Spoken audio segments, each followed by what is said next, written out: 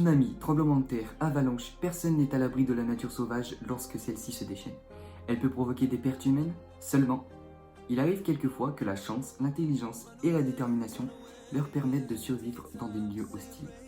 Bonjour à tous, j'espère que vous allez bien. Aujourd'hui, on se retrouve dans un nouveau concept sur la chaîne. Et ce n'est pas un thread d'horreur comme vous l'avez l'habitude, mais c'est tout simplement des histoires de survie réelles qui se sont passées. Donc voilà, c'est parti. Cette histoire parle d'un adolescent qui a survécu 2 jours en construisant un igloo dans une montagne hostile. Cette histoire a été accomplie par un adolescent, Nicholas Joy. Fan de survie, il regarde son émission de survie qui, sans le savoir, un jour lui sauvera la vie. Au début du mois de mars, âgé de 17 ans, Nicolas décide de partir skier dans les montagnes de Sugarloaf, aux États-Unis. Alors qu'il cherche un raccourci pour retrouver le plus vite son père, qui l'attend en bas de la piste, le jeune adolescent se perd. Pendant 2 jours, la patrouille de Sugarloaf, le service de la forêt et des volontaires fouillent de fond en comble la forêt à la recherche de Nicolas, et ce, malgré les conditions météorologiques catastrophiques. Sur le point d'abandonner les recherches, pensant que Nicolas est mort, il retrouve miraculeusement le jeune homme sain et sauf le matin du 3e jour.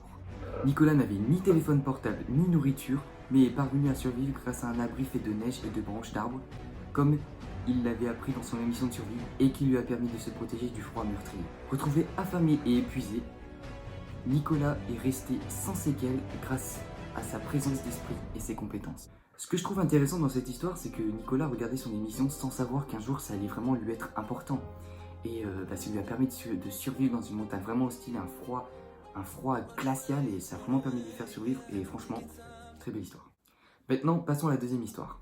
En décembre 2011, Lauren Wenberg, une étudiante de 23 ans, conduit dans le nord de l'Arizona quand sa voiture se fait prendre par la neige. Son téléphone, sans batterie, la jeune femme restera coincée 9 jours dans son véhicule avant que les secours ne la retrouvent. Lauren doit sa survie grâce à 2 barres chocolatées. En 9 jours, elles ont été l'unique repas de l'étudiante qui, le reste du temps, s'est abreuvé de neige fondue. Je suis tellement reconnaissante d'être encore en vie et réchauffée, s'est-elle exprimée arrivant à l'hôpital.